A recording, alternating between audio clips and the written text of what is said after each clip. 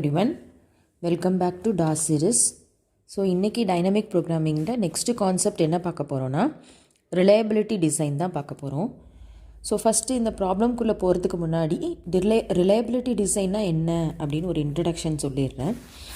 ஏதாவது ஒரு சிஸ்டமை வந்து நான் செட்டப் பண்ணுறேன் அப்படின்னா, இப்போ ஃபார் எக்ஸாம்பிள் நான் யூடியூப் சேனல் க்ரியேட் பண்ணுறேன்ற ஒரு எக்ஸாம்பிளே நம்ம எடுத்துக்கலாம். இந்த யூடியூப் சேனலுக்கு வந்து என்ன தேவை அப்படின்னா, இதுக்கு இன்ட்ரடக்ஷன் என்ன சொல்கிறேன்னா, செட்டப் சிஸ்டம். ஸோ எக்ஸாம்பிள் வந்து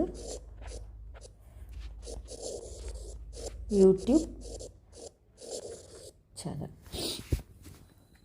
இப்போது இதில் வந்துட்டு நான் என்ன எனக்கு டிவைஸ் தேவை அப்படின்னா, மொபைல் தேவை, மொபைலில் கேமரா தேவை, அதில் சில கான்ஃபிகரேஷன் தேவை, அந்த மொபைலை செட் பண்ணுறதுக்கு ஸ்டாண்டு தேவை. ஸோ எனக்கு வந்து என்ன தேவைப்படும் அப்படின்னா, சில வேரியஸ் டிவைசஸ் தேவைப்படும். ஸோ D1, D2, D3 அப்படிங்கிறதெல்லாம் என்னதுன்னா டிவைசஸ். எனக்கு வந்து இந்த மாதிரி டிவைசஸ் தேவைப்படும். இப்போ இந்த ஒரு பர்டிகுலர் டிவைஸுக்கு வந்து எனக்கு என்ன தேவை, அதோட ரெஸ்பெக்டிவ் காஸ்ட் இருக்கும். ஸோ அதோட காஸ்ட்டு, நான் இப்போ வந்து front camera, back camera, side camera வைக்கிறேன் அப்படின்னா, எனக்கு மூணு மொபைல் வேணும் அப்படின்னா 3 மொபைல். அப்போ அந்த 3 மொபைலுக்குரிய காஸ்ட்டு. அது மாதிரி வேறு என்னெல்லாம் எனக்கு அந்த சிஸ்டமை செட் பண்ணுறதுக்கு, நான் இங்கே வந்து யூடியூப் சேனலுங்கிற ஒரு எக்ஸாம்பிளை எடுத்துக்கிட்டேன். நம்ம வந்து என்ன வேணால் செய்யலாம். இப்போ ஒரு ஃபார் எக்ஸாம்பிள் நான் வீடியோகிராஃப் ஃபோட்டோ ஷாப் வைக்கிறேன் அப்படின்னா, அப்போ அந்த ஷாப்பு சிஸ்டம் செட் பண்ணுறதுக்கு எனக்கு என்னெல்லாம் தேவை, கண்டிப்பாக அந்த ரூமை செட் பண்ணுறதுக்கு சில டிவைசஸ் எனக்கு தேவைப்படும். அந்த டிவைசஸ் ரெஸ்பெக்டிவ் காஸ்ட், ஒன்றுக்கும் காஸ்ட் இருக்கும். ஸோ அதோட காஸ்ட். இப்போது அதை மட்டும் நம்ம பார்க்க முடியாது, என்னவும் பார்க்கணும் அப்படின்னா, இப்போ இந்த டாப்பிக்கில் பார்த்திங்கன்னா ரிலையபிலிட்டி அப்படிங்கிறது வந்து இந்த செட்டப் டிசைன்ஸில் எப்படி வருது அப்படின்னா, இப்போ வந்து ஒரு பர்டிகுலர் டிசைனை வந்து ஒரு பர்டிகுலர் டிவைஸை வந்து டிபெண்ட் பண்ணியே வந்து நான் வந்து என்னோடய சிஸ்டமை செட்டப் பண்ண முடியாது. இப்போது இந்த கேமரா எடுத்துக்கிறோன்னு வச்சுக்கோங்க. இந்த யூடியூப் சேனலில் வந்து ஃபஸ்ட்டு டிவைஸ் வந்து மொபைல் இருக்குது.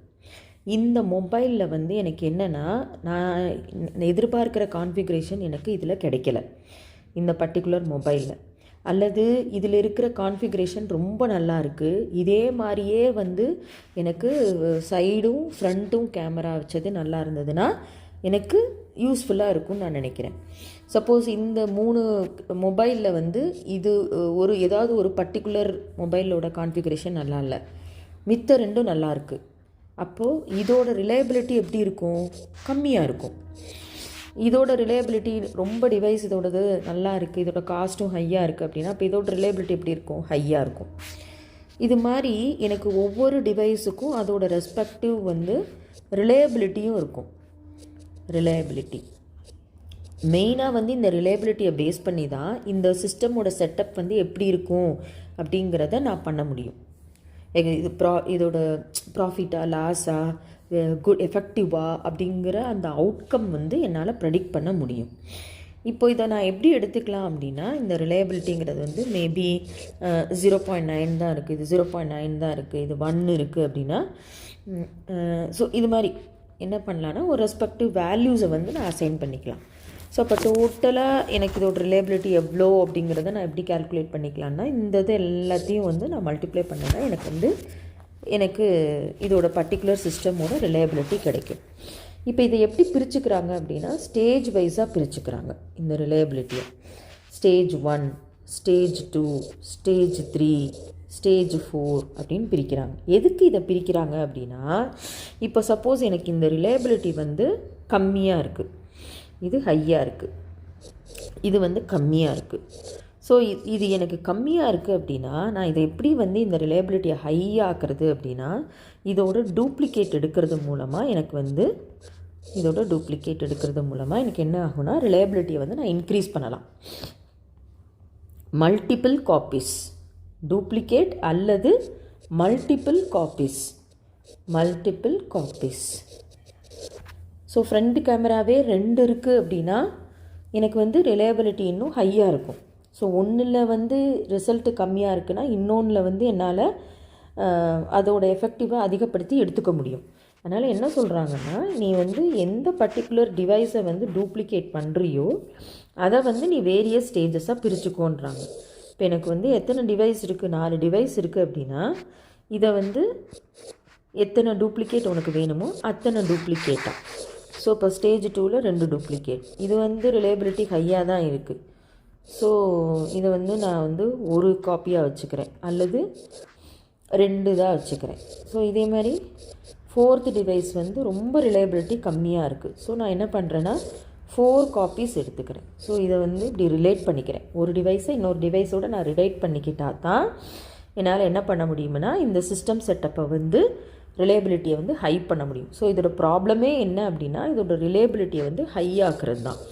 So multiple copies to increase the reliability.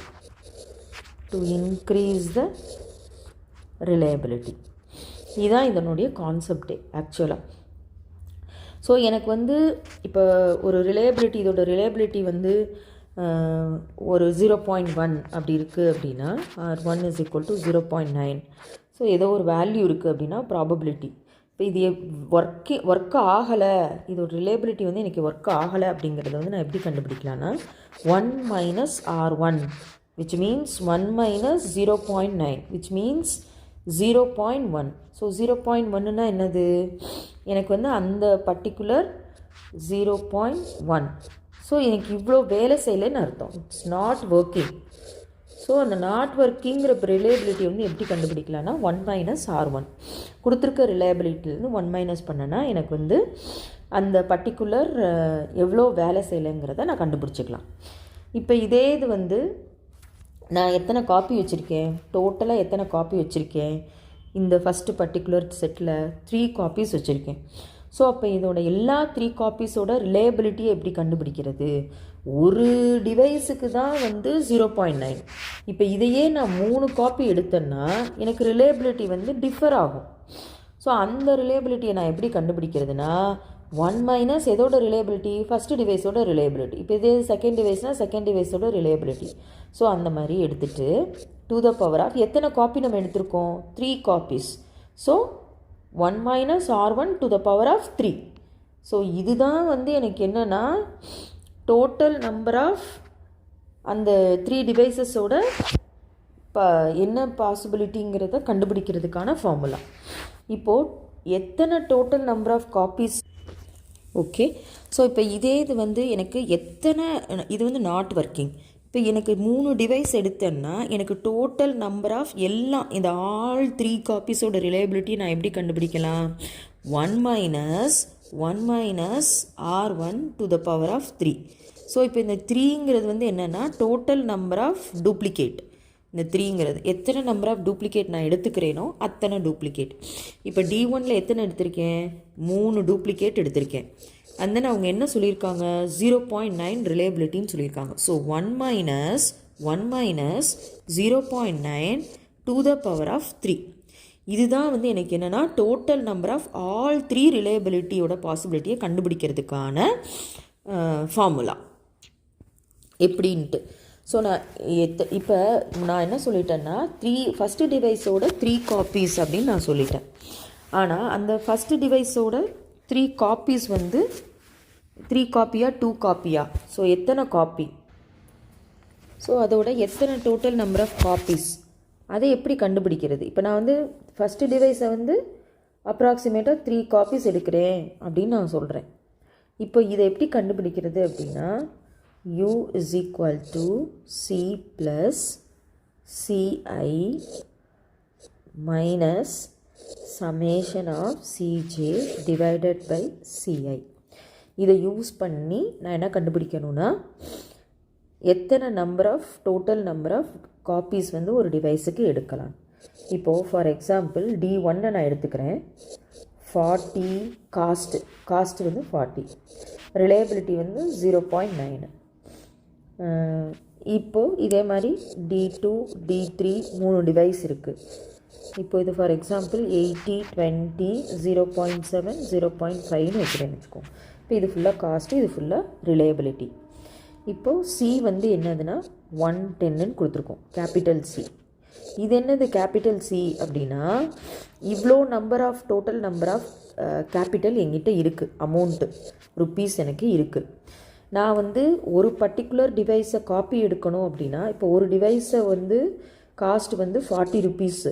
இப்போ இதை இன்னொரு காப்பி நான் எடுக்கணும்னா 80 ருப்பீஸ் ஆகும். இதை டூப்ளிகேட் ஆக்கணும் அப்படின்னா என்கிட்ட இருக்கக்கூடிய டோட்டல் கேபிட்டல் வந்து 110 இருக்குது.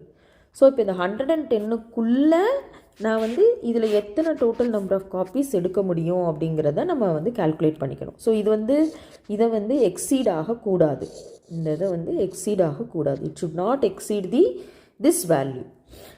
அந்த மாதிரி அப்ராக்சிமேட்டாக எப்படி வந்து ஒரு காப்பியை எடுக்கிறது ஒரு பர்டிகுலர் டிவைஸ்க்குங்கிறத இந்த formula C + CI - summation of this value வந்து நம்ம கண்டுபிடிக்கணும். இப்போ வந்து ஃபஸ்ட்டு டிவைஸ் U1 நம்ம எடுத்துக்கிறோம். இது எப்படி கண்டுபிடிக்கிறதுனா கேபிட்டல் C. ஸோ கேபிட்டல் சிங்கிறது என்னது 110. So 110 capital C plus C1 CIங்கிறது வந்து C1 ஃபஸ்ட்டோட காஸ்ட்டு. ஃபஸ்ட்டுக்கு நான் எவ்வளோ எடுக்கணும் அப்படின்றது தானே கண்டுபிடிக்கணும். மைனஸ் சப்ராக்ஷன் இது என்னது CJ, விச் மீன்ஸ் இது எல்லாத்தையும் நான் ஆட் பண்ணுறது. இந்த இது எல்லாத்தையும் ஆட் பண்ணணும். 40 + 80 + 120 + 140. ஸோ இது எல்லாத்தையும் ஆட் பண்ணால் எனக்கு என்ன கிடைக்கும், 140 கிடைக்குமா? அதுதான் வந்து இந்த சமேஷன். ஓகே, ஸோ இந்த சமேஷனுங்கிறது வந்து என்னதுன்னா இது எல்லாத்தையும் ஆட் பண்ணி வர்ற value. Summation of this cost 140 divided by என்னது சிஐங்கிறது ஃபஸ்ட்டோட காஸ்ட்டு, விச் மீன்ஸ் ஃபஸ்ட்டோட காஸ்ட் எவ்வளவு 40. So that is equal to இதுக்கு என்ன வேல்யூ வருதோ அத்தனை டோட்டல் நம்பர் ஆஃப் காப்பீஸ் வந்து நான் வந்து இந்த பர்டிகுலர் டிவைஸ்க்கு, இப்போ ஃபார் எக்ஸாம்பிள் 3 வருதுன்னு வச்சுக்கோங்க. ஃபார் எக்ஸாம்பிள் 3 வருது அப்படின்னா அப்போ நான் என்ன செய்யணும், D1 வந்து 3 காப்பீஸ் நான் எடுக்கணும். D1. ஸோ D1 இந்த மாதிரி 3 காப்பீஸ் வந்து நான் எடுக்கணும். இந்த ஃபார்முலா மூலமாக நான் கால்குலேட் பண்ணிக்கிறேன். ஓகே, ஸோ இது ரெண்டும் வந்து எனக்கு யூஸ்ஃபுல்லாக இருக்குது. இந்த 1 minus R1 and then this one, இது வந்து டோட்டல் நம்பர் ஆஃப் காப்பீஸ். இது அப்ராக்சிமேட்டாக எனக்கு எத்தனை டோட்டல் நம்பர் ஆஃப் டிவைசஸை எடுக்கணும் அப்படிங்கிறதோடைய இதையும் கால்குலேட் பண்ணுறது. இதை வச்சு எப்படி total number of copies, duplicated and then high reliability, அதோட ரெஸ்பெக்டிவ் காஸ்ட் எப்படி கண்டுபிடிக்கிறதுன்னு ஒரு ப்ராப்ளம் மூலமாக நம்ம பார்க்கலாம். ஓகே.